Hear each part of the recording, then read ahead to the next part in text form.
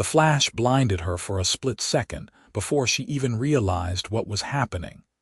And then suddenly, there was a wall of expensive fabric and broad shoulders blocking her view of the intrusive lens pointed directly at her face.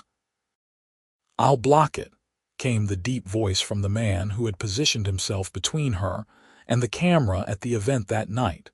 Grace Everly had not expected this. She had been standing near the catering entrance at the Monroe Foundation gala, trying to fix the clasp on her borrowed clutch when the photographer had apparently mistaken her for someone worth capturing on film. Or maybe he had caught her in an unflattering moment and planned to use it for something embarrassing online. Either way, the stranger who now stood as her human shield had prevented whatever damage might have been done. "Thank you," she managed to say, her voice barely above a whisper as the photographer muttered something under his breath and moved away toward the actual celebrities and donors scattered throughout the grand ballroom. The man turned to face her, and Grace felt her breath catch. He was tall, easily over 6 feet, with dark hair that looked professionally styled but somehow still managed to appear effortlessly casual. His tuxedo fit him perfectly, the kind of tailoring that spoke of custom work and serious money. But it was his eyes that held her attention, a striking shade of gray that seemed to see right through the careful composure she had built up for tonight. "You looked uncomfortable," he said simply, his voice carrying a warmth that seemed at odds with his imposing presence. "I figured you did not want to end up in tomorrow's gossip columns." Grace laughed, a genuine sound that surprised even herself. "I promise you, no gossip column would care about me. I am definitely not important enough for that." "Everyone deserves privacy," he replied, and something in the way he said it made her think he spoke from experience. Even at events like these where privacy seems to be a foreign concept. She studied him for a moment, taking in the confident way he stood, the subtle power in his posture. He belonged here in a way she absolutely did not. Grace was only at the gala because her boss, the head of the small non-profit where she worked as a program coordinator, had come down with the flu at the last minute. Someone needed to attend and represent their organization, which had received a small grant from the Monroe Foundation, and Grace had been the only one available. "Well, I appreciate the rescue," she said, adjusting her clutch now that she had finally gotten the clasp to work properly. "I should probably get back to my table before they send out a search party." "Which table?" he asked, and she noticed he had not moved out of her way. 17, she answered, way in the back near the kitchen doors. Perfect for organizations that got $5,000 grants instead of $5 million. His mouth quirked up at one corner. "Honest, I like that." "I have found that lying about table assignments at charity galas is generally not worth the effort," Grace said, surprised at how comfortable she felt bantering with this complete stranger. Usually, she was terrible at small talk, especially with attractive men in expensive tuxedos. "Zane Zimmerman," he said, extending his hand. She took it, feeling the warm strength of his grip. "Grace Everly." "Grace," he repeated, as if testing how her name sounded. "It suits you." Before she could respond to that, a woman in a glittering silver gown appeared at Zane's elbow, her perfectly manicured hand landing possessively on his arm. "There you are," she said, her tone suggesting ownership. "The Hendersons are asking for you, and my father wants to discuss the merger." Zane's expression shifted slightly, becoming more guarded. "Vanessa, I told you I would catch up with everyone later." Vanessa's gaze slid to Grace, assessing and dismissing her in a single glance. "I see. Well, when you are finished here, we really should not keep important people waiting." The emphasis on the word important was not lost on Grace, and she felt her cheeks warm with embarrassment. She did not belong in this world of mergers and important people, and Vanessa had just made that abundantly clear. "It was nice meeting you," Grace said quickly to Zane, taking a step back. "Thank you again for the help." She turned and made her way back toward table 17 before he could say anything else, weaving through the crowd of elegant guests. Her heart was beating faster than it should have been, and she told herself it was just the stress of the evening, not the memory of gray eyes and a protective gesture from a stranger. Table 17 was indeed near the kitchen doors, and her table mates were a collection of representatives from other small nonprofits, all of them looking as out of place as she felt. They made polite conversation through dinner, discussing grant applications and fundraising challenges, while the wealthy donors around them talked about vacation homes and investment portfolios. Grace tried to focus on the speeches that followed dinner, tried to care about the Monroe Foundation's achievements and plans for the coming year. But her attention kept drifting across the ballroom to where she had spotted Zane sitting at table 3, right up front with what were clearly the most important guests. Vanessa sat beside him, leaning in close whenever she spoke to him, her body language screaming possession. Of course he had a girlfriend. Men who looked like that and wore tuxedos that expensive always had girlfriends. Probably several. Grace mentally kicked herself for feeling disappointed. She had exchanged maybe 3 minutes of conversation with the man. That was hardly the foundation for anything more than a polite thank you. The evening dragged on with the usual charity gala components. More speeches, a brief auction for a few high-ticket items, and eventually music as people moved to the dance floor or clustered in groups to network. Grace did her duty, speaking with a few other attendees about her organization's work with after-school programs for underprivileged kids. She handed out business cards and smiled until her face hurt. She was getting ready to call it a night and head home when someone tapped her shoulder. Grace turned and found herself face to face with Zane Zimmerman again. "Dance with me," he said, and it was not quite a question. She glanced around, looking for Vanessa. "Should you not be dancing with your girlfriend?" "She is not my girlfriend," Zane said firmly. "She is the daughter of a business associate who likes to pretend we have an understanding. We do not." Grace hesitated, every practical instinct telling her to politely decline and go home to her tiny apartment and her cat. But there was something in his eyes, a genuine interest that made her want to say yes. "One dance," she agreed. He led her to the dance floor, and when his hand settled on her waist and his other hand took hers, Grace felt a jolt of electricity that she absolutely had not been expecting. They fell into step easily, moving to the slow jazz number the band was playing. "Tell me about your organization," Zane said as they danced. "The one that got the $5,000 grant." "Why do you want to know?" Grace asked, genuinely curious. "Because you are the first person I have talked to tonight who seems to actually care about the work being done rather than the networking opportunities," he replied. So Grace told him about Bright Futures, the small nonprofit that ran after-school programs in 3 underserved neighborhoods in the city. She told him about the kids she worked with, the ones who needed a safe place to go after school while their parents worked multiple jobs.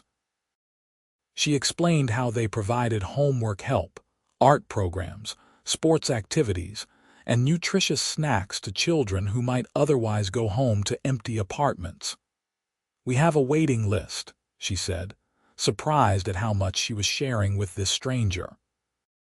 "There are so many kids who need what we offer, but our funding only stretches so far. The Monroe Foundation grant will help us hire another part-time coordinator and extend our hours at our central location." "You love what you do," Zane observed, and it was not a question. "I do," Grace confirmed. "It does not pay much, and sometimes it is heartbreaking when we cannot help everyone who needs it. But when you see a kid who was failing math suddenly understand a concept, or watch a shy child make friends through our art program, it makes everything worth it. The song ended, but Zane did not let her go. Another dance. Grace knew she should say no. She should go home and forget about this strange, magical evening where a man who was clearly out of her league had noticed her. But she found herself nodding instead. They danced through 3 more songs, talking about everything from favorite books to childhood memories. Zane was easy to talk to, funny and surprisingly self-deprecating despite his obvious wealth. He told her about growing up with parents who had worked constantly, about boarding schools and summers spent with nannies instead of family. "I always thought rich kids had it easy," Grace admitted. "But that sounds lonely." "Money does not fix everything," Zane said quietly. "It fixes a lot of things, do not get me wrong, but it does not give you genuine connections with people. It does not tell you who actually likes you versus who likes what you can do for them." Grace was about to respond when Vanessa appeared again, her expression tight. "Zane, we really need to go." "Your assistant called, something about Tokyo." Zane sighed and Grace saw real frustration in his eyes. "Business," he said apologetically to Grace. "It does not respect time zones or charity galas." "Of course," Grace said, stepping back. "Thank you for the dances." "Wait," Zane said, pulling out his phone. "Your number, please." Grace recited it, watching as he entered it into his contacts. She half expected him to never actually use it, to let this be nothing more than a pleasant memory. But as he was being pulled away by Vanessa and a harried-looking man in a business suit, he looked back at her and mouthed, "I will call you." Grace made her way home that night in a daze, riding the subway back to her neighborhood in clothes that cost less than the appetizers at the gala had probably cost. She lived in a modest 1-bedroom apartment in a building that had seen better days, but the rent was affordable, and it was close to the Bright Future's main office. Her cat, a orange tabby named Pumpkin, greeted her at the door with his usual vocal complaints about her absence. Grace fed him, changed out of her borrowed dress, and sat on her second-hand couch trying to process the evening. Zane Zimmerman. She pulled out her phone and did what any reasonable person would do. She Googled him. The results made her stomach drop. Zane Zimmerman was not just wealthy. He was billionaire wealthy. His company, Zimmerman Industries, had started as a manufacturing business his grandfather had founded and had grown under Zane's leadership into a global conglomerate with interests in everything from sustainable technology to commercial real estate. Forbes estimated his net worth at somewhere around $4 billion. $4 billion. Grace looked around her tiny apartment with its thrift store furniture and peeling paint and laughed. What was she thinking? A man like that did not date women like her. He probably had not even meant it about calling. It had just been a polite thing to say. She went to bed telling herself to forget about gray eyes and protective gestures and the way her hand had felt in his. Her phone rang the next morning at 10, an unknown number flashing on the screen. "Hello." Grace answered, her voice still rough with sleep. "Grace, it is Zane. Did I wake you?" She sat up so fast she nearly dropped the phone. "No, I mean yes, but it is fine. I should have been up anyway." His laugh came through the line, warm and genuine. "I was hoping we could have coffee today. If you are free." Grace looked at her reflection in the mirror across from her bed. Her dark hair was a mess. She had mascara smudged under her eyes and she was wearing a faded college sweatshirt. "Today, unless you have plans. I know it is last minute." "No plans," she said, her practical side screaming at her to slow down even as her heart raced. "Coffee sounds nice." They agreed to meet at a small cafe near her apartment in an hour. Grace showered and changed 3 times before settling on jeans, and a soft blue sweater that her best friend Maya had once said brought out her eyes. She applied minimal makeup, not wanting to look like she was trying too hard, and pulled her hair into a casual ponytail. The cafe was one of her regular spots, a neighborhood place that served decent coffee and excellent pastries. She arrived first and grabbed a table by the window, ordering a latte to calm her nerves. Zane arrived exactly on time, and Grace was struck again by how he seemed to command attention without trying. He wore dark jeans and a gray Henley under a leather jacket, casual but still somehow elegant. Several people in the cafe looked up when he walked in, recognition flickering across some faces. "Hi," he said, sliding into the seat across from her. "I hope this place is okay. I looked up coffee shops near your address and this one had good reviews." "It is perfect," Grace said. "I come here all the time." They ordered, and when the barista brought Zane's black coffee and a kvass, they fell into easy conversation. It amazed Grace how comfortable she felt with him, how natural it was to talk and laugh. They discussed everything from bad movies they secretly loved to their opinions on the best pizza in the city. "Can I ask you something?" Grace said finally, wrapping her hands around her warm mug. "Why did you call me? I mean, I Googled you. I know who you are." "You could probably have coffee with anyone you wanted." Zane was quiet for a moment, his gray eyes serious. "Because when I talked to you last night, you did not know who I was. You did not want anything from me. You were just genuinely yourself. Do you know how rare that is in my world?" "I know who you are now, though," Grace pointed out. "Does it change how you see me?" Grace considered this carefully. "Honestly, it is intimidating. We live in completely different worlds, Zane. You run a billion-dollar company. I work at a nonprofit where we celebrate when we can afford new art supplies. Different does not mean incompatible," he said. "I like you, Grace. I like how you talk about your work, how your whole face lights up when you talk about helping those kids. I like that you are honest and kind and you do not play games. I would like to get to know you better, if you are willing." Grace knew she should be sensible. She should protect her heart and decline politely and go back to her normal life. But when she looked at Zane, she saw genuine interest, real warmth, and she wanted to know where this could go. "I would like that too," she said softly. They spent 3 hours at that coffee shop, talking until the afternoon rush pushed them out. Zane walked her back to her building, and at her door he took her hand. "Can I see you again? Tomorrow?" "Tomorrow is Monday," Grace said. "I have work." "Dinner then, after work." She nodded, knowing she was falling into something that might break her heart but unable to stop herself. "Dinner sounds good." He lifted her hand to his lips, a gesture that should have seemed old-fashioned but instead felt perfect. "I will text you." Grace floated through the next day at work, her mind only half on the budget reports she was supposed to be reviewing. Maya, who worked as the volunteer coordinator at Bright Futures, cornered her during lunch break. "Okay, spill," Maya demanded, her dark curls bouncing as she sat down across from Grace in their small break room. "You have been smiling at your phone all morning like a crazy person."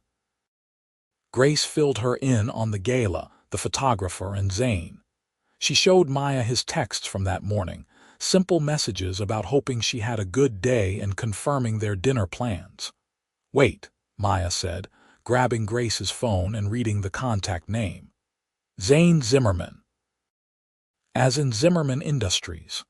"Please do not make a big deal out of this," Grace pleaded. "Not make a big deal. Grace, this is a huge deal. The man is a billionaire, like legitimate Forbes list billionaire." "I know, and that is exactly why this probably will not work out." Maya shook her head firmly. "No, do not do that thing where you talk yourself out of something good before it even starts. So what if he has money? He clearly likes you. You clearly like him. See where it goes." Grace wanted to believe it could be that simple. But as the day went on, she found herself second-guessing everything. What would she wear to dinner with a billionaire? Where would they even go? She did not own anything fancy enough for the restaurants he probably frequented. Her phone buzzed at 5:30, just as she was packing up her desk. Zane, change of plans for dinner if you are okay with it. Something more casual. Sending a car to pick you up at 7. Before she could respond, another text came through. Zane. And before you argue about the car, it is just easier than trying to explain where we are going. Trust me. Grace, okay. But now I am very curious. Zane. Good. Wear something comfortable. At exactly 7, Grace stood outside her building in dark jeans and a simple green blouse, her nicest jacket wrapped around her against the October chill. A sleek black car pulled up, and a professional driver got out to open the door for her. Miss Everly, Mr. Zimmerman asked me to collect you. The interior of the car was more luxurious than her entire apartment. Soft leather seats, subtle lighting, and a privacy screen between her and the driver.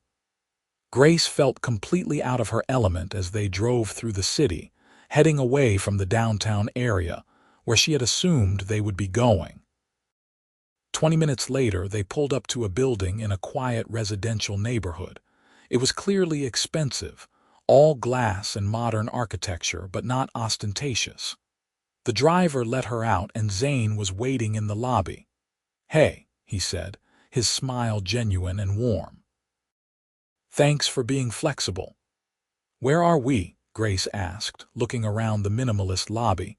"My place," Zane said. "I thought we could have dinner here instead of dealing with restaurants and people and cameras. I hope that is okay. I promise I am not being creepy.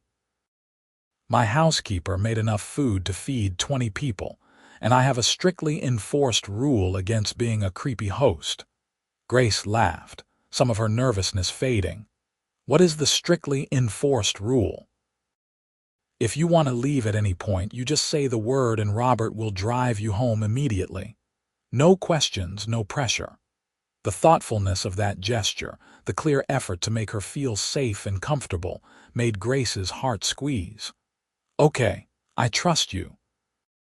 Zane's apartment was on the top floor, and calling it an apartment seemed like an understatement. It was a penthouse with floor-to-ceiling windows overlooking the city, an open floor plan that somehow managed to feel warm despite its size, and art on the walls that Grace suspected was original and expensive. But what surprised her most was how lived in it felt. There were books stacked on the coffee table, a laptop open on the kitchen counter with notes scattered around it, a pair of running shoes by the door. It was the home of someone who actually lived there, not just a showpiece.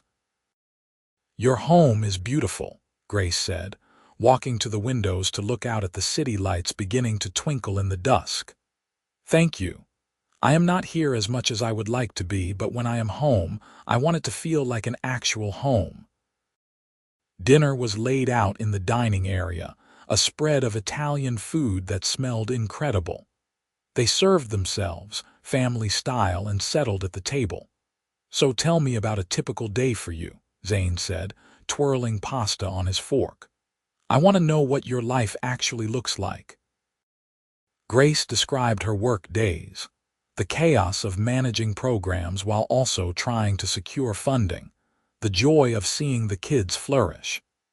She told him about the 10-year-old who had been so shy she would not speak to anyone, but now performed in their theater program. About the teenager who had been headed toward gang involvement but found purpose in their mentorship initiative. "You change lives," Zane said quietly. "That is remarkable, Grace." "What about you?" she asked. "What does a typical day look like for a billionaire CEO?" He grimaced slightly at the billionaire label, but answered honestly. He talked about board meetings and international calls, about the pressure of decisions that affected thousands of employees and their families. He spoke about the weight of legacy, how his grandfather had built something from nothing and now it was Zane's responsibility to grow and protect it. "You enjoy it?" Grace asked. "Parts of it. I like solving problems, building things, seeing ideas become reality. But sometimes I miss having time to just be a person, not the CEO or the Zimmerman heir, just Zane." "Is that who you are right now?" Grace asked softly. "Just Zane." "With you, yes," he said, reaching across the table to take her hand. "You make me feel like just Zane is enough." They moved to the living room after dinner, sitting on his comfortable couch and continuing to talk. Zane asked about her family, and Grace told him about growing up with a single mom who had worked as a nurse, about losing her to cancer 2 years ago. "She is the reason I do what I do," Grace explained, her voice thick with emotion. "She always helped people. It did not matter that we did not have much. She would give our last $20 to someone who needed it more. She taught me that making a difference does not require wealth. It requires heart." Zane pulled her closer, his arm around her shoulders in a gesture of comfort. "She raised an incredible daughter." Grace leaned into him, feeling safe and cared for in a way she had not felt in a long time. They talked until late, sharing stories and dreams and fears. When Zane finally called Robert to take her home, Grace realized she did not want the evening to end. At her door, Zane kissed her cheek softly. "Can I see you again, soon?" "Yes," Grace said without hesitation. "Definitely yes." The next few weeks fell into a pattern. Zane would text her every morning, simple messages that made her smile throughout her day. They saw each other as often as their schedules allowed, which was not as often as either of them wanted. Zane traveled frequently for business, sometimes just overnight trips, but occasionally longer. They went on dates that ranged from elegant restaurants where Grace wore her nicest dress and still felt underdressed, to casual walks through the city where they ate street food and talked for hours. Zane showed her parts of the city she had never explored, and Grace introduced him to her world, bringing him to a Bright Futures program one afternoon, where he spent 2 hours helping kids with art projects. "You are good with them," Grace observed, watching Zane crouch down to eye level with a 7-year-old girl who was proudly showing him her painting. "Kids do not care about money or status," Zane said later as they walked to get coffee. "They are just honest about what they think and feel." It is refreshing. Grace was falling for him, she knew that. It was impossible not to fall for someone who texted her pictures of funny things he saw throughout his day, who remembered that she liked extra foam on her lattes, who listened when she talked about her work like it was the most important thing in the world. But there were complications, too. The media had started to notice Zane spending time with someone new.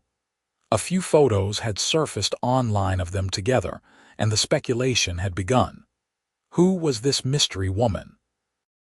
Why was Zane Zimmerman, one of the city's most eligible bachelors, spending time with a nonprofit worker nobody had heard of? The comments were not always kind. Grace tried not to read them, but it was hard to ignore completely. "She is pretty, but she is clearly not in his league." Gold digger alert. Give it a month before he gets bored and moves on.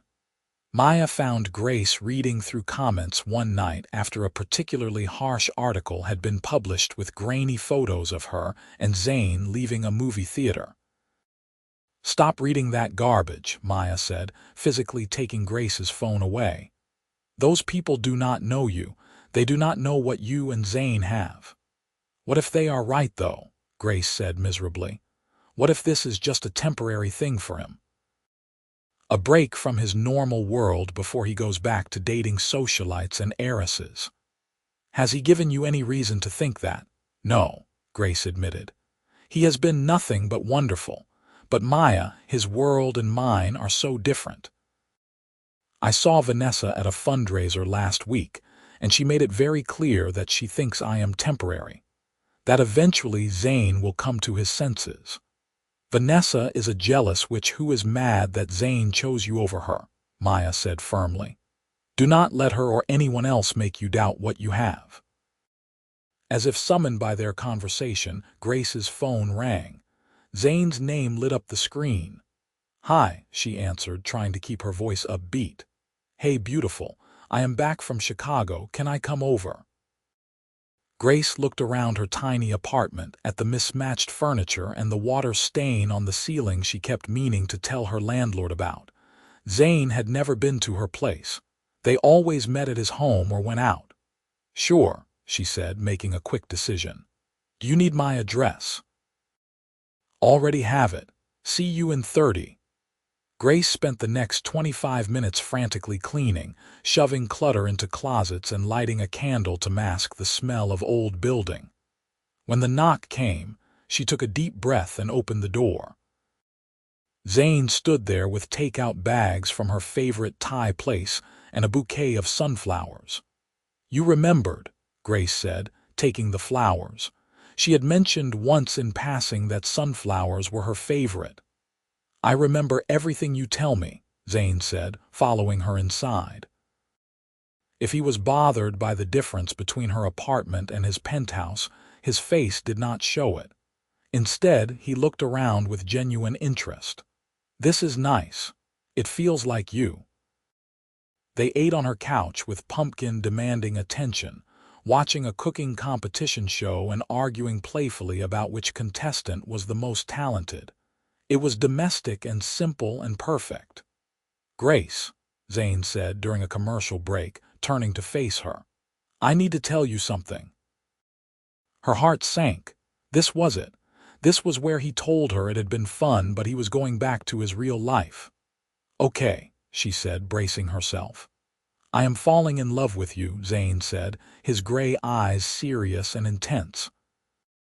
I know it has only been a few weeks, and I know our lives are complicated, but I need you to know that this is not casual for me. You are not casual for me. Grace felt tears spring to her eyes.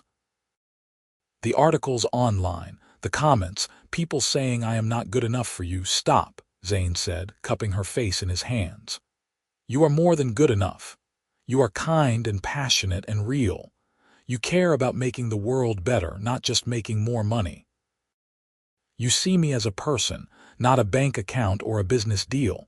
Those people online do not know anything about you or about us. I am falling for you too, Grace whispered. It terrifies me, but I am. Zane kissed her then, soft and sweet and full of promise. When they finally pulled apart, Grace was smiling through her tears. So what do we do? She asked. How do we make this work with our crazy different lives? We figure it out together, Zane said simply. One day at a time. And they did figure it out, though it was not always easy. Zane's schedule remained demanding, with international trips and long days at the office. Grace's work was equally consuming in different ways, with evening programs and weekend events. But they made time for each other, prioritizing their relationship even when it was inconvenient. Zane started attending Bright Futures fundraisers, bringing along wealthy friends and business associates and quietly making donations that allowed the organization to expand their programs. He never made a big deal of it, never demanded recognition. He did it because he knew it mattered to Grace. Grace, in turn, learned to navigate Zane's world. She attended business dinners and charity galas, growing more comfortable in elegant dresses and making small talk with people whose net worth exceeded her comprehension. She learned to ignore the whispers and the speculative looks, focusing instead on Zane's steady presence beside her. 3 months into their relationship, Zane invited Grace to spend Thanksgiving with him. His parents would be there, flying in from their retirement home in Arizona, along with his younger sister Zoe, who lived in Boston. Are you sure? Grace asked nervously when he first mentioned it. Meeting the parents is a big step. I want them to meet you, Zane said. They already know about you.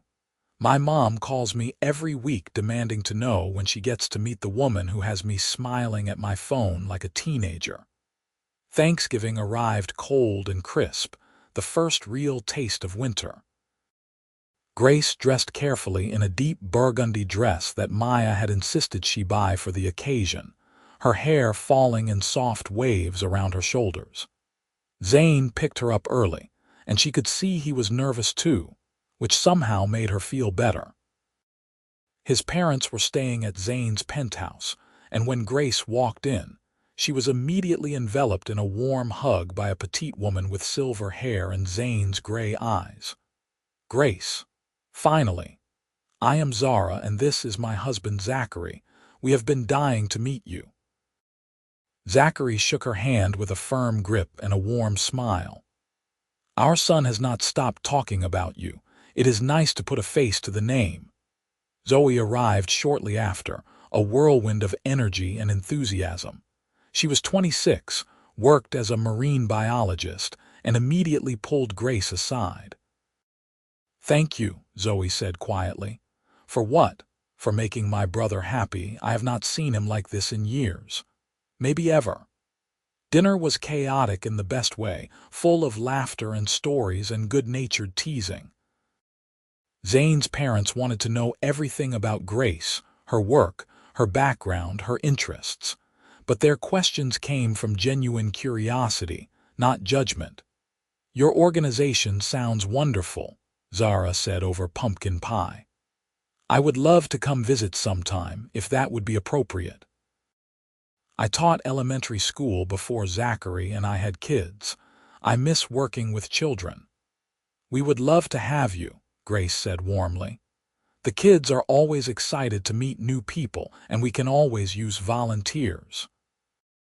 Later, after everyone had gone to bed and Grace was getting ready to leave, Zane walked her down to where Robert was waiting. "That went well," he said, pulling her close.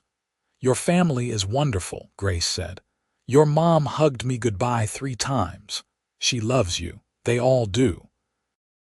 Almost as much as I do." Grace froze, her heart stuttering. "You love me. I love you," Zane confirmed, tilting her chin up so she had to meet his eyes. "I am completely, absolutely in love with you, Grace Everly." "I love you too," she said, and it felt like the most natural thing in the world to say. "I love you so much." They kissed in the lobby of his building, not caring if anyone saw, lost in each other and the perfection of the moment. The holidays passed in a blur of happiness.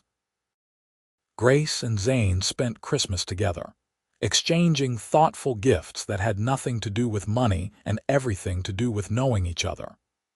Grace gave Zane a first edition of his favorite childhood book that she had tracked down through weeks of searching online.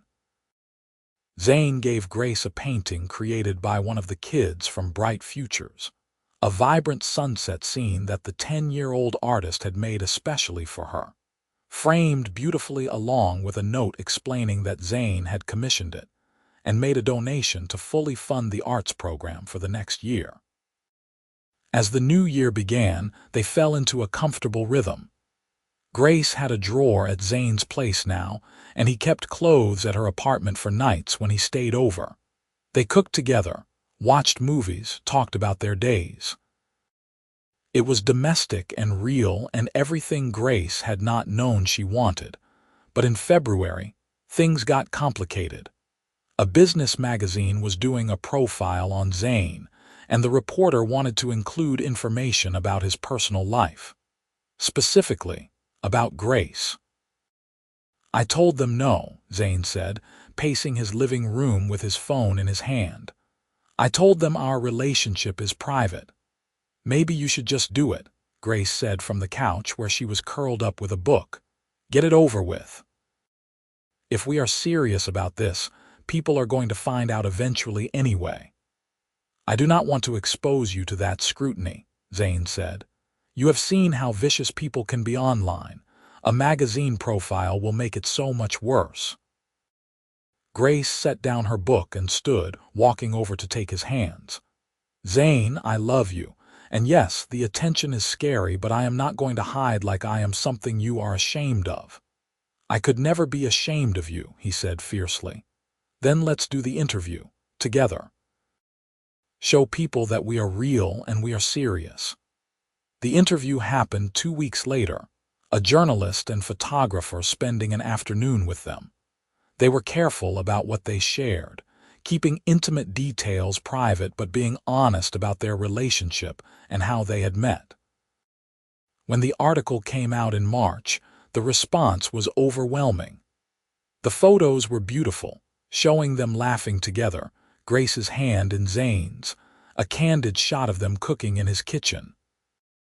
The article itself was respectful, painting Grace as accomplished in her own right rather than just arm candy for a billionaire. But the comment sections and social media were still brutal. For every supportive comment, there were 3 nasty ones. People picked apart Grace's appearance, her background, her worthiness.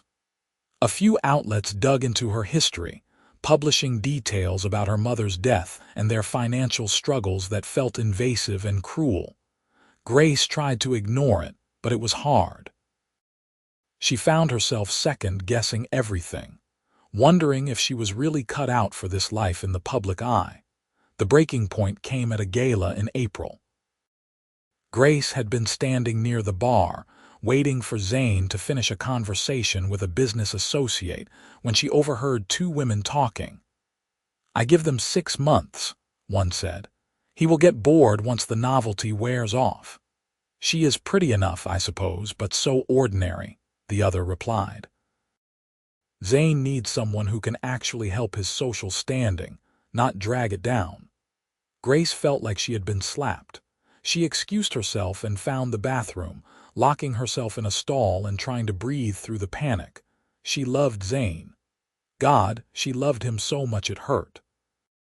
But was love enough? Could she really spend the rest of her life dealing with this judgment, this constant reminder that she did not belong? Her phone buzzed. A text from Zane. "Zane, where did you go? I have been looking for you, Grace." "Bathroom. Need a minute, Zane. Coming to find you." A moment later, she heard his voice outside the bathroom door, asking someone if they had seen her. Grace wiped her eyes and emerged, finding him waiting in the hallway. "What happened?" he asked immediately, seeing her face. "Nothing, just being silly, Grace." He stepped closer, his voice gentle but firm. "Tell me." So she did. She told him what she had overheard about all the doubts that had been building. She expected him to dismiss her concerns or tell her she was overreacting. Instead, Zane took her hand and led her out of the gala entirely. They walked to where his car was parked, and he told the valet they were leaving. "What are you doing?" Grace asked as they drove away from the event. "Choosing you," Zane said simply. "Always choosing you." They drove to a quiet park overlooking the river, the city lights reflecting on the dark water. Zane parked and turned to face her. "I am going to say something, and I need you to really hear me," he began. "I do not care what those people think. I do not care what the magazines write or what strangers say online. You are the best thing that has ever happened to me, Grace. You make me want to be better. You remind me that there are things more important than money and business deals. You are kind and passionate and real, and I love you more than I can put into words." "But what if," Grace started. "No what ifs," Zane interrupted. "Yes, my life comes with complications. Yes, there will always be people who judge and gossip, but none of that matters unless we let it. The only opinions that matter are yours and mine. So tell me honestly, do you want this? Do you want us?" Grace looked at him, this incredible man who had walked into her life at a charity gala and changed everything. She thought about the last 6 months, the laughter and the love and the way he made her feel cherished. She thought about the life they could build together if she was brave enough to fight for it. "Yes," she said firmly, "I want us. I want you. I am just scared." "I am scared too," Zane admitted. I am terrified of screwing this up because you are too important to lose, but I would rather be scared with you than safe without you." He reached into his jacket pocket and pulled out a small box. Grace's breath caught. "This was not how I planned to do this," Zane said, a slight tremor in his voice. "I had a whole thing planned for next month. Dinner at the restaurant where we had our first date, rose petals, probably some embarrassingly romantic gesture. But sitting here right now, I realize that this is more us anyway, just the two of us being honest about our feelings." He opened the box, revealing a stunning ring. It was not ostentatious or showy, just a single perfect diamond set in a simple platinum band.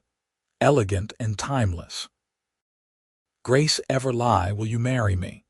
Will you let me spend the rest of my life proving that you are exactly where you belong? Will you build a life with me, not because our worlds are the same, but because we make each other better?" Grace was crying now, happy tears streaming down her face. "Yes. Yes. Absolutely yes." Zane slipped the ring on her finger and it fit perfectly. Then he was kissing her and Grace was laughing and crying at the same time, overwhelmed with joy. They sat in the car for hours, making plans and dreaming out loud about their future. Zane promised he would cut back on traveling, delegate more at work so he could be present.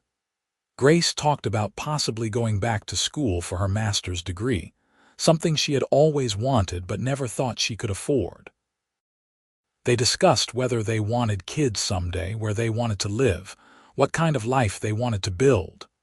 "I do not want to lose myself in your world," Grace said at one point. "I need to keep doing my work. It is too important to me." "I would never ask you to give that up," Zane assured her. "Your passion for helping people is one of the things I love most about you. Besides, I was thinking maybe Zimmerman Industries could partner more directly with Bright Futures. Really fund your expansion plans, help you reach more kids." "I do not want charity from my fiancé," Grace said, testing out the word and loving how it felt. "Not charity. Investment. I have seen your programs, Grace. I have seen the data on outcomes. What you are doing works. It changes lives. That is exactly the kind of initiative my company should be supporting. Let me talk to my foundation board. No special treatment because you are my fiancé, just a legitimate evaluation of the impact and potential." Grace considered this. "Okay, but I want it all above board. Proper applications and reviews." "Deal," Zane said, kissing her hand. They announced their engagement the next day, posting a simple photo on social media of their joined hands with the ring visible and a caption that read, "She said yes." The response was immediate and overwhelming. Congratulations poured in from friends and family. The media went into a frenzy. Every outlet covering the engagement of Billionaire CEO Zane Zimmerman to nonprofit worker Grace Everlie. Not all the comments were kind, of course. There were still people who insisted Grace was a gold digger, that the marriage would not last, that she was punching above her weight. But there were far more messages of support, people who found their story romantic and inspiring. Maya screamed when Grace called to tell her the news. "I knew it. I knew he was going to propose soon. Oh my God, Grace, I am so happy for you." Zane's family was equally thrilled. Zara cried happy tears on the phone, and Zoe immediately started texting Grace ideas for the wedding. The next few months were a whirlwind. Grace and Zane decided on a fall wedding, giving them 6 months to plan. Grace insisted on something relatively small and intimate, not the society event that Zane's status would typically warrant. "I want it to be about us," she explained to the wedding planner they hired. "Not about impressing people or making some kind of statement. Just our family and close friends celebrating with us." They settled on a venue in the countryside, a beautiful historic estate with gardens and a small chapel. The guest list was kept to under 100 people, which Zane's publicist insisted was practically elopement by billionaire standards. Grace continued working throughout the engagement, though Bright Futures was expanding rapidly thanks to the partnership with Zimmerman Industries Foundation. The board had approved a major grant that allowed them to open 2 new locations and hire a full staff. Grace was promoted to director of programs, overseeing all their initiatives. "You earned this," her boss insisted when Grace worried people would think it was because of Zane. "Your work speaks for itself." Wedding planning had its challenges. Grace's simple taste clashed with some vendors' assumptions about what a billionaire's wedding should look like. But Zane backed her up on everything, deferring to her choices and making it clear that this was her day as much as his. They took premarital counseling seriously, spending sessions with a therapist talking about expectations and communication and how to navigate their different backgrounds. It was not always easy or comfortable, but it strengthened their relationship. "Money is going to be a thing we have to keep discussing," their counselor said during one session. "Grace, you have spent your life being careful with money, making it stretch. Zane, you have never had to think about the cost of things. That difference will create friction sometimes." They worked on it, finding compromises. Grace agreed to let Zane pay for things like renovations to her apartment and her student loans, framing it as combining their finances since they would be married soon. Zane agreed to talk to Grace before making large purchases or donations, respecting her need to be involved in financial decisions. The summer passed in a blur of happiness. They spent weekends at a lake house Zane owned, swimming and reading and enjoying quiet time together. They went to Bright Futures events and Zimmerman Industries functions, supporting each other's worlds. In August, Grace moved out of her tiny apartment and into Zane's penthouse. It felt strange at first, living in such luxury, but Zane made sure she felt like it was truly their home together. He cleared closet space and drawer space. They picked out furniture together. Grace brought Pumpkin, who immediately claimed the expensive leather couch as his personal domain. "I spent $4,000 on that couch," Zane said, watching the cat knead it with his claws. "And now it is Pumpkin's throne," Grace said with a laugh. "Welcome to pet ownership." September arrived with cooler temperatures and the first hints of autumn color. The wedding was scheduled for the last weekend of the month, and Grace felt a mixture of excitement and nervousness as the date approached. Her wedding dress hung in the closet, a simple but elegant gown in ivory silk. Not a designer name or a couture creation, just a beautiful dress that made her feel like herself. She had asked Maya to be her maid of honor, and Zoe and 2 friends from college rounded out her bridesmaids. Zane's best man was his college roommate, a tech entrepreneur named Marcus, who had made Zane laugh until he cried during the bachelor party weekend. Zane had groomsmen from different parts of his life, mixing business associates with childhood friends. The week before the wedding, Grace took a day off work to handle last-minute details. She was picking up their wedding rings from the jeweler when her phone rang, an unknown number. "Hello, is this Grace Everlie?" A woman's voice, crisp and professional. "Yes, this is Grace." "My name is Patricia Sterling. I am a journalist with the National Register. I am working on a story about you and Mr. Zimmerman, and I was hoping you could comment." Grace's stomach sank. "I am not interested in doing any interviews right now. We have a publicist who handles media requests." "I understand, but I thought you should know that we have some questions about the nature of your relationship with Mr. Zimmerman, specifically about the financial benefits you have received since you started dating." "Excuse me," Grace said, anger rising. "We have documented evidence of significant financial transactions. Your apartment renovations, your student loans being paid off, Your organization receiving a substantial grant from his foundation right after you got engaged. It creates an interesting pattern. My relationship with Zane has nothing to do with money, Grace said, trying to keep her voice steady.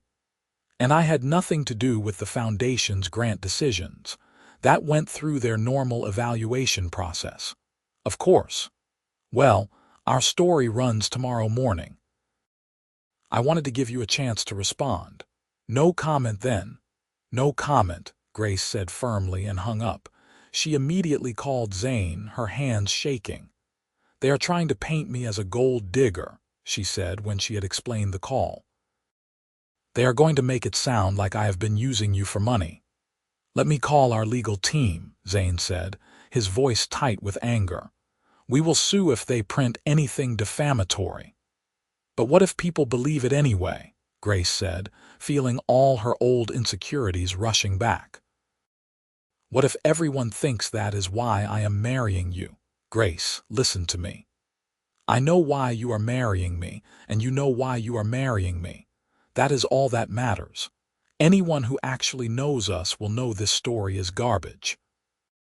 But when the article hit the next morning, it was worse than Grace had expected. The journalist had twisted every fact to fit her narrative. The apartment renovations became luxury upgrades funded by her billionaire boyfriend. Her student loans being paid became financial dependence. The foundation grant became suspicious timing that raises questions about nepotism. The article questioned whether Grace had targeted Zane from the beginning, suggested she had manipulated her way into his life and his bank account. It painted her as calculating and mercenary. Grace rated on her phone while sitting in Zane's kitchen and felt sick. This is character assassination, Zane raged, reading over her shoulder. Every single thing in here is twisted and taken out of context. I am calling our lawyer right now. But the damage was done. The story spread quickly, picked up by other outlets and discussed endlessly on social media. Grace's phone would not stop buzzing with notifications, messages from people she had not talked to in years wanting to know if the story was true. The wedding was in 3 days. Maybe we should postpone, Grace said that evening as they sat in their living room surrounded by half-packed bags for the honeymoon. Let things die down. Absolutely not, Zane said firmly. That is exactly what they want, to make you feel ashamed and scared. We are getting married this weekend as planned, and we are going to be happy, and eventually everyone will realize that article was garbage.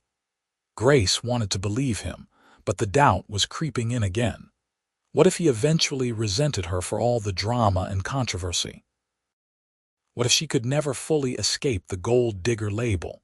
Maya came over that night and found Grace crying in the bedroom. Okay, no, Maya said, pulling Grace up from the bed. You are not doing this. You are not letting some bitter journalist who does not even know you ruin your happiness. But what if she is right? Grace said miserably. What if I have been taking advantage without realizing it? Stop it. Grace, you worked your ass off your entire life. You have been supporting yourself since you were 18.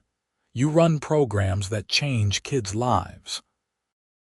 Yes, Zane has money and he chooses to spend some of it on you because he loves you. That does not make you a gold digger. It makes you someone who found a partner who wants to take care of you the same way you take care of everyone else. Grace let Maya's words sink in. She thought about her relationship with Zane, about how they had built something real and true. She thought about how he supported her work, how he believed in her, how he made her laugh even on the hardest days. You are right, Grace said finally. I love him. He loves me. That is what matters. Exactly. Now let's finish packing for your honeymoon, and then we are going to get you married to your billionaire. The day before the wedding, Zane's legal team got a retraction published. The National Register admitted several key facts in their story had been misrepresented. It was not a full apology, but it was something. Grace and Zane drove out to the estate where the wedding would be held, checking in with vendors and finalizing details. As they walked through the gardens in the late afternoon sun, Grace felt her anxiety start to fade. "Ready to marry me?" Zane asked, pulling her close. "More than ready," Grace said. "I am sorry I doubted us for even a moment." "You do not need to apologize. This has been a lot to deal with. But Grace, I need you to understand something. I do not care what anyone says or writes or thinks. You are my person. You are who I choose every single day. That is never going to change." Grace kissed him, pouring all her love and gratitude into it. "I love you so much." "I love you too. Now come on, I want to show you something." He led her to the small chapel where the ceremony would be held the next day. Inside, the pews were decorated with the sunflowers Grace loved and white ribbons. Candles waited to be lit. Everything was perfect. "This time tomorrow you will be my wife," Zane said, his voice full of wonder. "This time tomorrow you will be my husband," Grace replied, and the rightness of it settled into her bones. The wedding day dawned clear and beautiful, late September sunshine warming the autumn air. Grace woke early at the estate in the suite where she and her bridesmaids had stayed the night. Maya brought her coffee and breakfast, making sure she ate despite her nervous excitement. Getting ready was a blur of hair and makeup, laughter and champagne, zipping into the dress that made Grace feel like the best version of herself. Zoe cried when she saw her, and Maya had to reapply her mascara twice. "You look absolutely beautiful," Maya said, adjusting Grace's simple veil. "Zane is going to lose his mind when he sees you." There was a knock at the door, and one of the ushers poked his head in. "Grace, there is someone here who wants to see you. Says his name is Robert." Grace was confused for a moment before she realized he meant Zane's driver. "Send him in." Robert entered carefully, looking uncomfortable in the feminine space full of wedding preparations. He held out an envelope. "Mr. Zimmerman asked me to give you this before the ceremony." Inside was a letter in Zane's handwriting. "Grace, by the time you read this, we are just a few hours away from forever.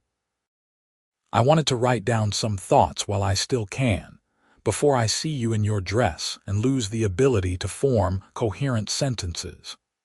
6 months ago, I stepped between you and a camera at a charity gala, thinking I was just doing a decent thing for a stranger who looked uncomfortable. I had no idea that stranger would become my everything. You have changed my life in ways I am still discovering. You have taught me that real wealth is not in bank accounts or stock portfolios. It is in genuine connections, in work that matters, in loving someone so completely that their happiness becomes more important than your own. I cannot wait to spend the rest of my life showing you how much you are loved. I cannot wait to build a family with you, to grow old with you, to wake up every morning grateful that you chose me. See you at the altar. Love always, Zane." Grace was crying by the end, and Maya had to fan her face to stop the tears from ruining her makeup. "Okay, that man is absolutely gone for you," Maya said.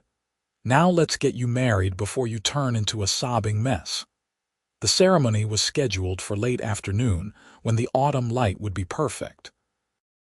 Grace waited in a room off the chapel, listening to the string quartet play as guests arrived. She could hear voices, laughter, the sounds of people gathering to celebrate. When it was finally time, Grace took a deep breath. She had decided to walk down the aisle alone, honoring her mother's memory by not having someone give her away. She was choosing this, walking into her future on her own terms. The music changed, and the doors opened. The chapel was filled with people she loved, all of them standing and turning to watch her. But Grace's eyes went straight to the altar where Zane stood in his tuxedo, and the look on his face when he saw her made everything else disappear. He was crying, not even trying to hide it, his hand pressed to his chest as if to contain his heart. Grace felt tears spring to her own eyes as she walked toward him, toward their future. When she reached the altar, Zane took both her hands in his. "You are so beautiful," he whispered. "So incredibly beautiful." The ceremony itself was simple and heartfelt. They had written their own vows, promises that had nothing to do with tradition and everything to do with who they actually were together. "I promise to always see you, not your bank account or your last name," Grace said, her voice steady despite the tears on her cheeks. "I promise to support your dreams while pursuing my own. I promise to laugh with you, cry with you, and build a life that honors both of our values. I promise to love you through the chaos and the quiet, the challenges and the celebrations, today and always." Zane's vows were equally personal. "I promise to never let my work come before our relationship. I promise to listen when you challenge me, to grow with you, to be your partner in every sense of the word. I promise to protect what we have built together and to keep building new dreams with you. I promise to love you with everything I have for all the days of my life." When the officiant pronounced them married and Zane kissed her, the chapel erupted in applause and cheers. Grace melted into the kiss, feeling like everything had finally clicked into place.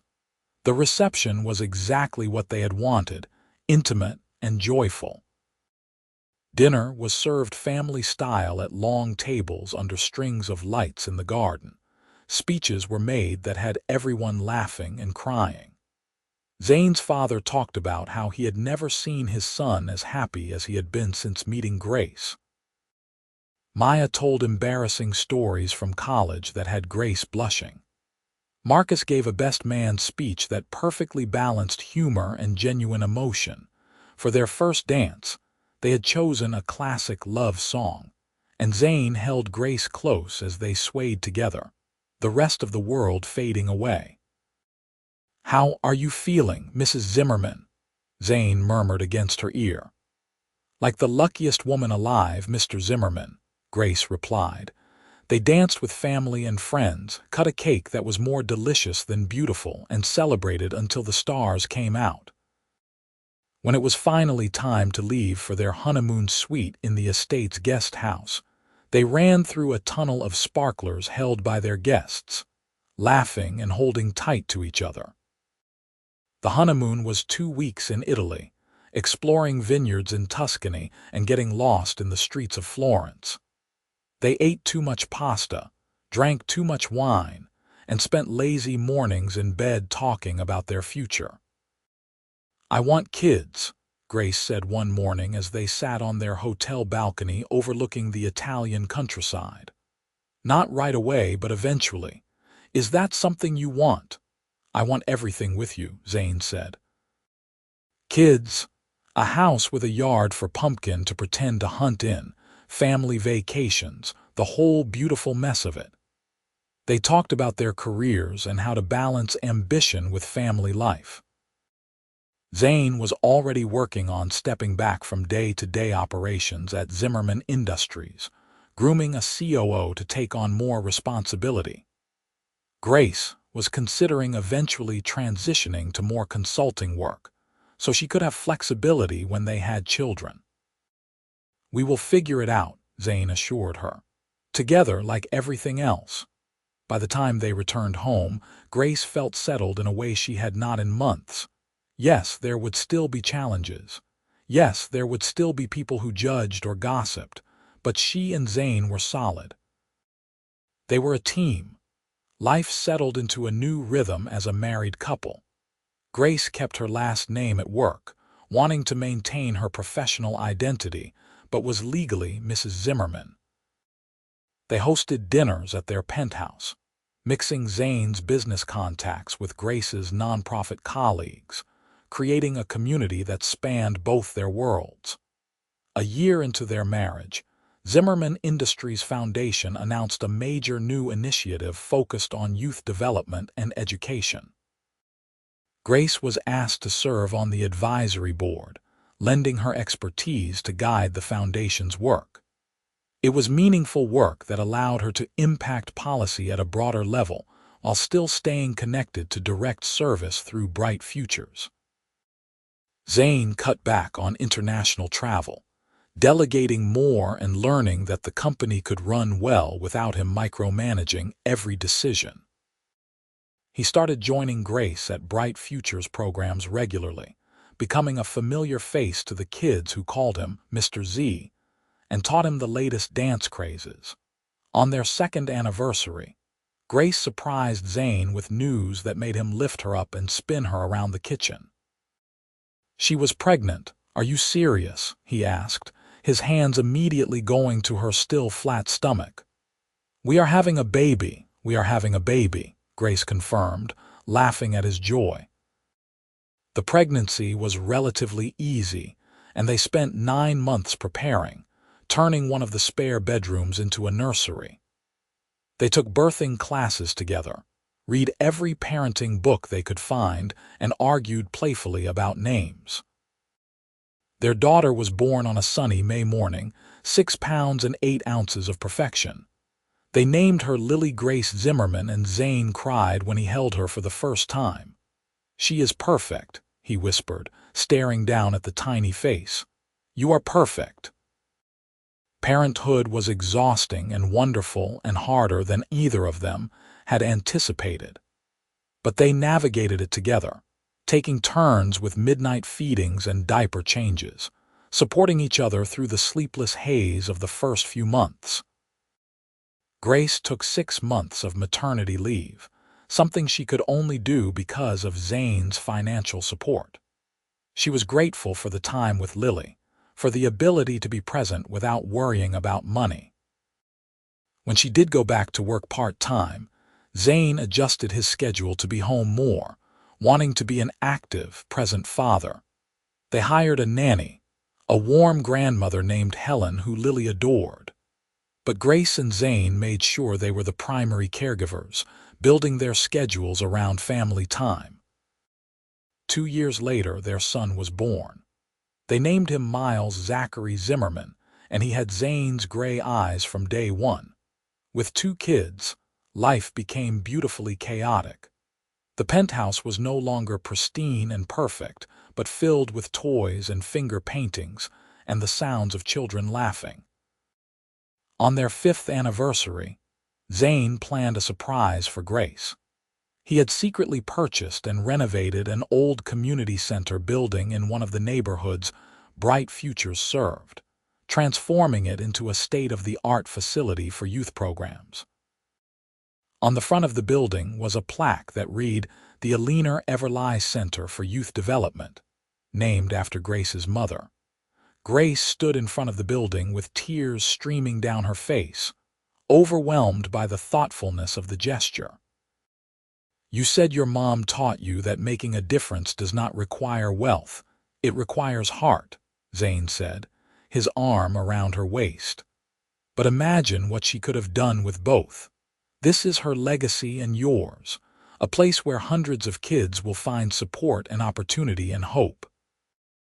The Billionaire Center became a flagship location for Bright Futures, expanding their reach dramatically. Grace served as executive director now, overseeing all their programs across the city. She had built something sustainable and impactful, proving that nonprofit work could be both mission-driven and professionally run. Zane had stepped down as CEO of Zimmerman Industries on his 40th birthday, transitioning to chairman of the board.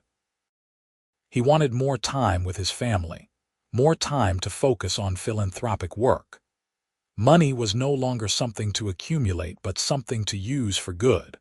On their 10th anniversary, they renewed their vows in a private ceremony with just their kids and closest family.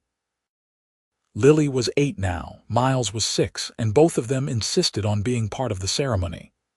"Do you, Mommy, promise to keep loving Daddy forever and ever?"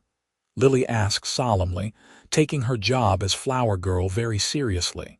"I do," Grace said, smiling at Zane through happy tears. "Forever and ever."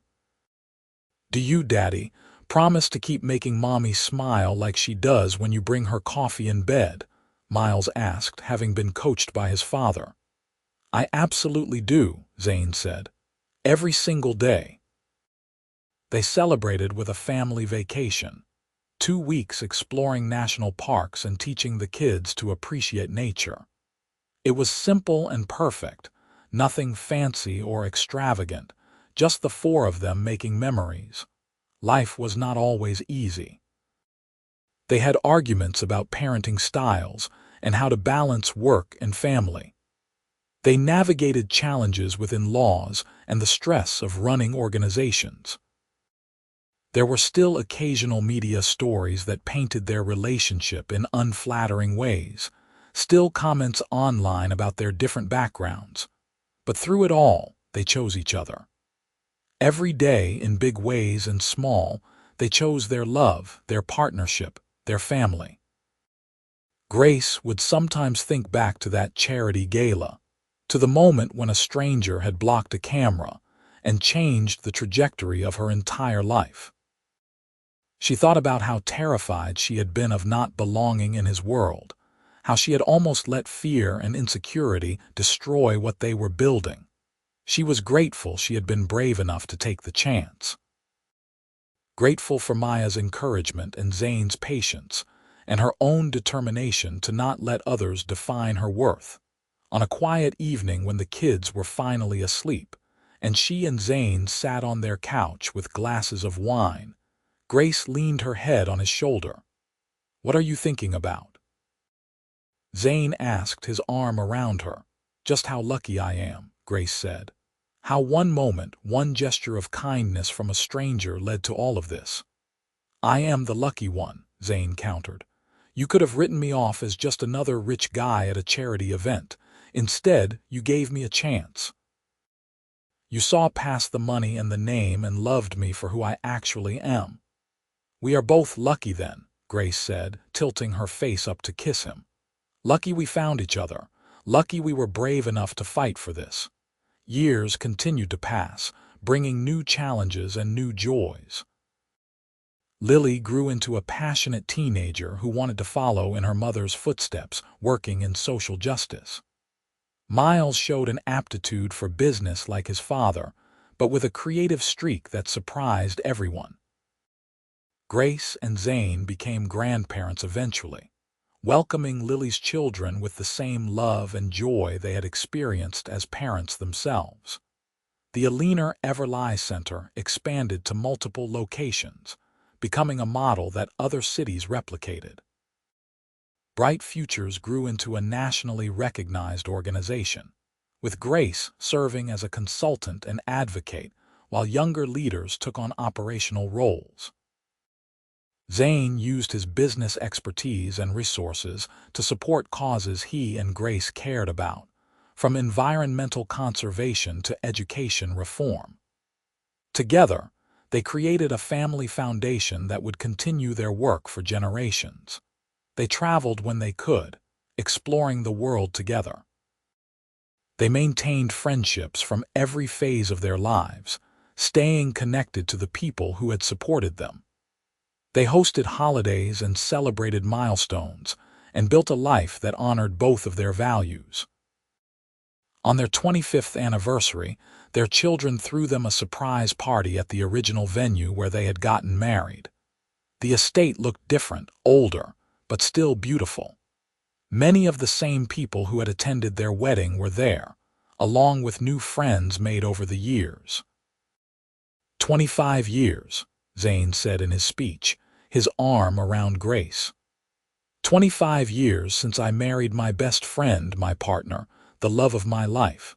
People used to ask if we could make it work with our different backgrounds. I think we proved that love is not about where you come from. It is about where you are going together. Grace added her own words, speaking to the crowd but really speaking to Zane. Someone once tried to take my picture at a charity gala, and a stranger stepped in to protect me. That protective instinct, that kindness, that is who Zane is at his core. Not a billionaire or a CEO, but a good man who sees people who need help and steps up. He stepped up for me that night, and he has been stepping up ever since. I love you more today than I did 25 years ago, and I will love you more tomorrow than I do today." There was not a dry eye in the room as they kissed, surrounded by everyone who had been part of their journey. As the years went on, Grace and Zane grew old together. His hair went silver, hers got a few gray streaks she chose not to dye. They developed laugh lines and age spots and all the other marks of a life well lived. They downsized from the penthouse eventually, moving to a smaller but still comfortable home with a garden Grace loved tending. Pumpkin had passed years ago, but they had adopted other cats over the years, each one claiming their own territory in the house. Grace wrote a memoir about her work in nonprofit management, a practical guide that also told her personal story. It became required reading in social work programs across the country. Zane served on boards and mentored young entrepreneurs, sharing both his successes and his failures. They made time for their children and grandchildren, hosting weekly dinners that got louder and more chaotic as the family grew. They took walks every evening, holding hands and talking about their days just like they always had. On an autumn evening reminiscent of their wedding day, Grace and Zane sat on their back porch watching the sunset.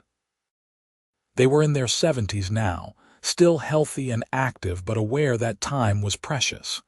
"No regrets?" Zane asked, a question he had posed many times over the years. "Not a single one," Grace replied, the same answer she always gave. "You?" "Only that I did not meet you sooner," Zane said, kissing her forehead. "But then again, maybe we met exactly when we were supposed to. Maybe we both needed to become who we were before we could build what we have."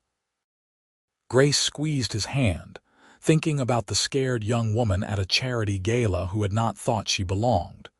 Thinking about the billionaire who had seen past surfaces to the person underneath. Thinking about everything they had built together, brick by brick, choice by choice, day by day. Their love story had not been perfect or easy. It had required work and compromise and courage. But it had been real. It had been worth it.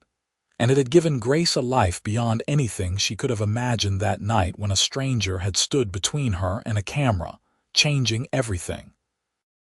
"I love you," she said, words that had been said thousands of times but never lost their meaning. "I love you too," Zane replied. "Always have, always will." As the sun set and the first stars appeared, they sat together in comfortable silence, grateful for the journey that had brought them here and for all the years still to come. Two people from different worlds who had found their way to each other and built something beautiful. A love story that proved that sometimes all it takes is one moment, one gesture, one person brave enough to step forward and change everything. And they lived happily, completely and beautifully ever after.